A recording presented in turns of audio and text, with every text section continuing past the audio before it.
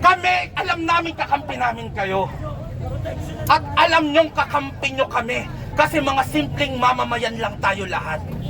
Binigyan namin kayo ng kapangyarihan. Pinapasweldo namin kayo para gawin ang trabaho nyo. At yon ay protektahan ang mga Pilipino. Kami ang mga boss nyo. Alam nyo, sumasaludo kami sa inyo kapag tama ang ginagawa nyo. During the time of PRRD, lagi kami nagpapasalamat sa inyo. Willing kami na taasan yung mga sweldo nyo. Kasi alam namin na ginagawa nyo ang tama at kung ano ang para sa bayan. Ngayon naniningil kami. Naniningil kami sa mga sweldong dinoble namin. Asan kayo?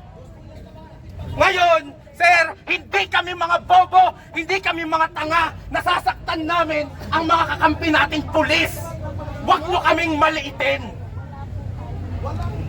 Hindi nyo ba nakita na nung pinaatras nila kami, umatras kami? Yun ba ang nangaaway?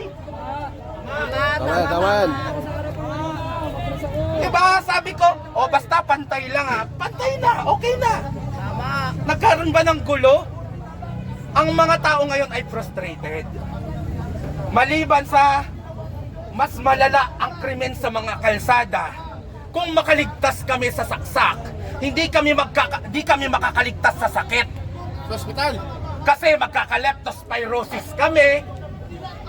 Kasi araw-araw, maliban sa hindi kami ligtas sa mga kriminal, hindi pa kami ligtas sa baha.